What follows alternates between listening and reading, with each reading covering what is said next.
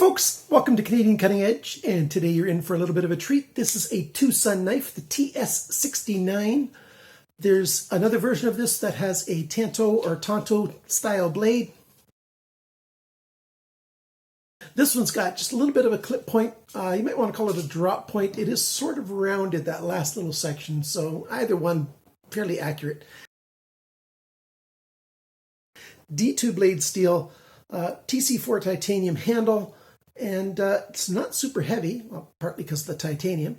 It's sort of a mid-size EDC kind of knife, almost wanting to be a gentleman's folder kind of thing, not quite getting there, but trying, and not too high priced. It is a little bit outside of my normal budget range, and I do review knives that are between $50 and $100 on occasion, and this guy's closer to that $100 limit.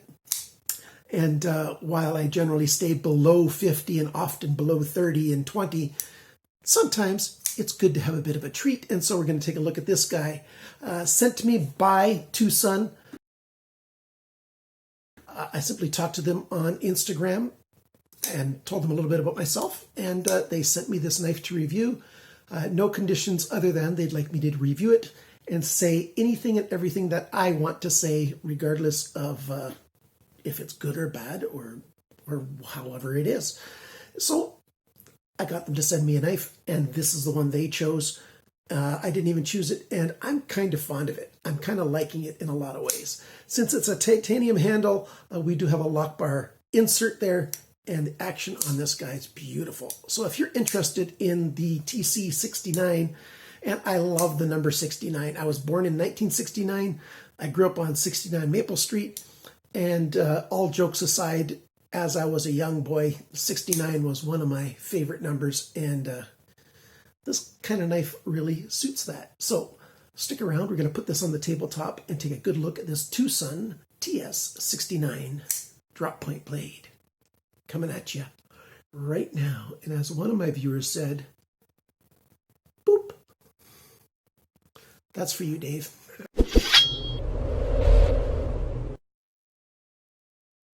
So here's a little size comparison with the knife. You know, you put them next to each other, line up the pivot point, quite a bit smaller than a Rat 1. Open it up, and you know, we've got that same thing. It's quite a bit smaller than a Rat 1. Very comfortable for most people. My hands are between large and extra large, and as you can see, the handle sticks out just a tiny bit right there. So it feels, you know, okay in my hand. People with extra large hands might find this a little bit small, depending on what you like and don't like in knives. So this one really fits a lot of people, most people, except for the largest of the extra large hands. We've got a cool pattern milled into the handle scales, this titanium, and in this light, it looks, you can really see how it's made. We've got a trench that is wide here, and it narrows down to a point there, with some lines in it that are on just a slightly different angle than these milled lines that are in the rest of the body, the flat section, if you will. It comes back down to a nice point. It's got a really cool look to it.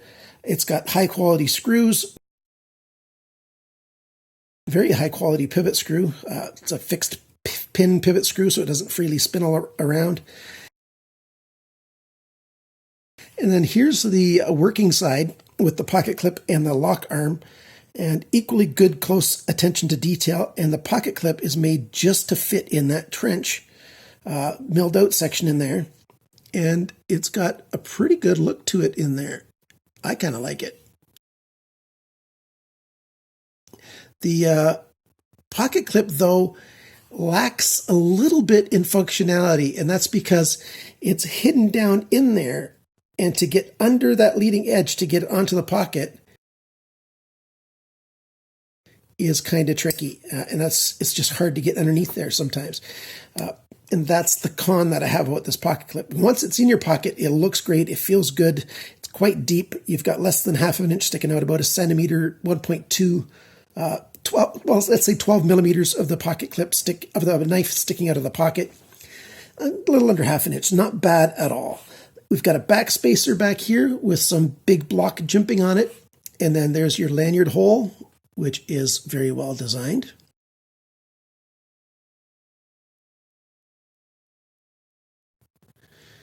And so the back end of this handle can be used a bit as a persuader if you need something that you need to give a little pressure somewhere. So that'll work great for that. And it's also a good angle, in a reverse grip. Your thumb goes along that angle right there, and that feels really good and sturdy. And if you do a reverse, it's not the most comfortable. You put your thumb over there and it's kind of hard. You have to put your thumb in. You're not going to use this grip very often at all. Unless you're processing some really thick, hard to cut stuff, which would be kind of unusual with a folding knife like this. The rest of the grips are all quite comfortable, even though there's no jimping anywhere except for this back spacer and a little bit on that flipper tab right there.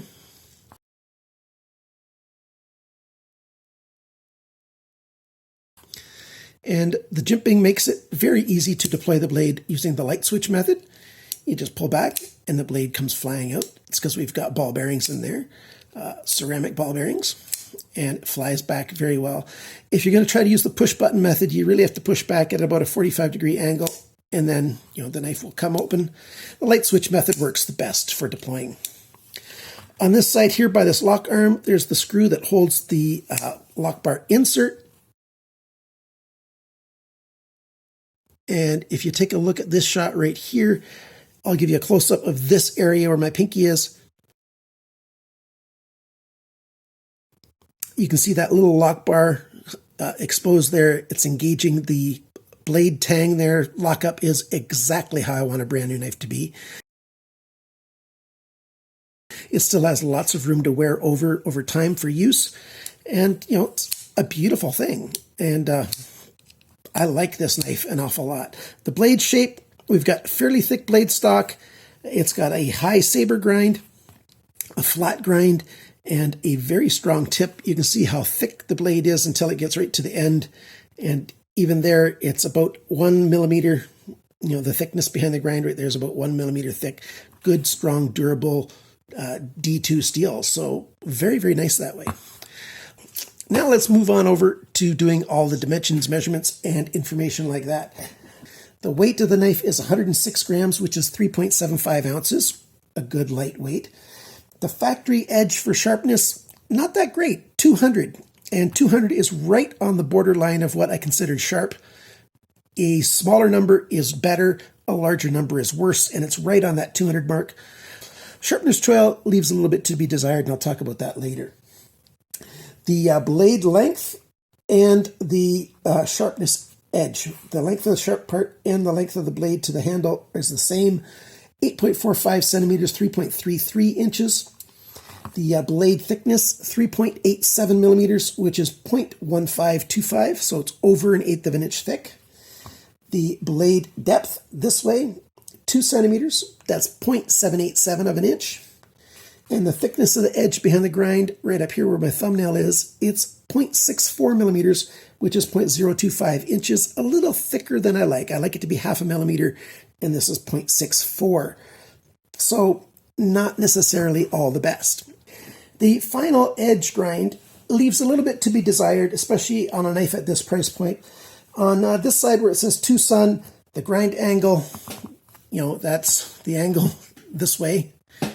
On this side, 25.7, and on this side, 19.1. So that's wider than I like. I like it to be about 20 degrees per side. That's the industry standard. The handle now. The handle length is 11.32 centimeters, which is 4.46 inches. The grip area in here, 9.52 centimeters, 3 3/4 inches. The handle thickness, without counting the pocket clip, 1.39 centimeters, which is 0.546. So a little bit over 1/2 inch, quite good, very comfortable. The handle depth, it's biggest right here at the back, 2.1 centimeters, 0.83 of an inch. And when the knife is closed, it's very much the same all the way along this whole edge with the spine of the blade, which is 2.26, 0.889 inches. And the total length of the knife is 19.69 centimeters, which is 7.75 inches. Not bad at all. So take this away, zoom back out so we can take a good look at this thing. How about the pros and the cons and how it looks in the pocket and how it looks taken apart? So first, let me show you what it looks like taken apart.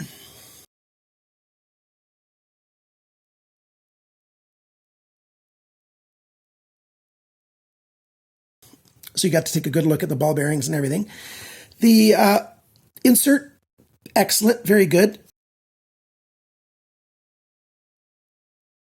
It even has an over travel stop in it, but the over travel stop isn't a traditional one. It actually comes out right here instead of coming out the bottom side and then connecting with the frame of the knife.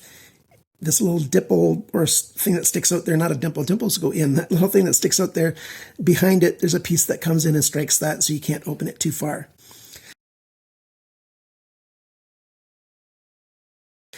The pocket clip, because it's recessed in there, let me demonstrate.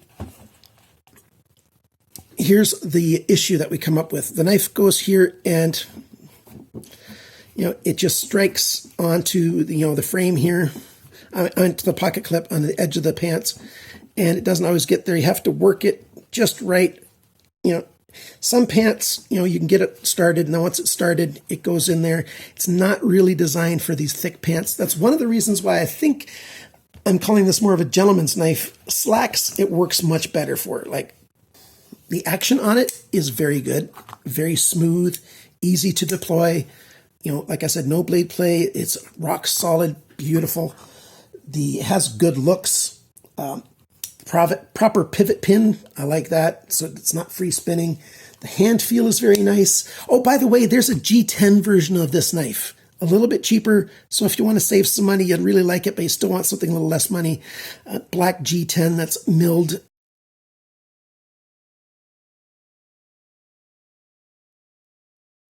So that's good. You've got the option of something that's a little bit more budget friendly. The weight is really good. Another really good thing about this design here, it does not show scuffing very easy. A lot of titanium handles, they'll show all kinds of marks. You put them in your pocket a couple times and it's going to be marred. Not this. It doesn't show, scuffing and stuff. That's a beautiful thing about this. It's one of the things that really attracts me to this handle. It's almost a gentleman's folder, as I've said, and it deploys very well. What are the cons to it? Well, that's that pocket clip issue. I like having a nice custom pocket clip that's made just for this knife. That's a good thing, but they didn't give access easily enough. They could have taken this edge here that's sort of flat there for a distance and, made that ramp down right away from the tip. That would give it a little bit of an edge there that might, poke into things a little bit, but even if they just took off half of that, that would help. And then if they would have made it stand just a little bit prouder, like maybe made that part that sits down on the frame here, made it so it makes the pocket clip sit a little higher. Something they needed to do with that, but it's not terrible. It's just not that great. They even took some material away right here on both sides so that your thumb can get in there to release the lock bar. So that's really good. Works well. Left or right-handed, at least for me, not a problem. There's an inadequate sharpener's toil, and that's what I was saying earlier that I wanted to talk about. The sharpener's toil's poorly designed or executed. Might have been designed great. Night Morning Design did the design work. It doesn't come out far enough, and that's why I'll show you a close-up picture right where my fingernail is. And if you follow the cutting edge, all of a sudden there's a step down right at the very end right there.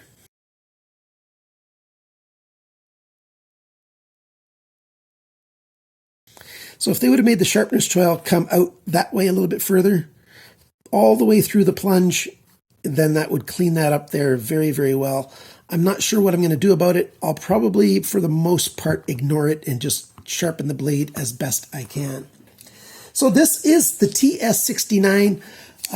If this is what you're looking for, then it's definitely worth the price. If it's not what you want, then it's not worth the price, just like everything else in the world. So I can't tell you that this is a knife that you should go and buy, especially since I'm a budget channel and I usually review knives that are a whole lot less money. So most of you viewers, or many of you viewers, will find this just totally outside of your budget possibilities. But I know that you like to still look at some other pricey stuffs. I might only be able to afford, well, not even a Camaro, but I do like to look at, expensive supercars. So that's just my taste too. So I'll budget. Yeah, maybe not. Good? I think so. I think it's a good knife. I like a lot of the little touches, like the pocket clip and the lanyard hole there, lock up. There's a lot of really good touches on this. It's a great looking knife, in my opinion. and it feels good. So there you go. Thanks for watching my video. Thanks to my Patreon supporters. Your support is very much appreciated. If you want to become a Patreon supporter, just go to patreon.com/CCE. And for $2 or more, your sponsorship will help me out an awful lot. And you'll get chances to win knives. So remember, guys, always cut towards your chum, not your thumb. Bye now.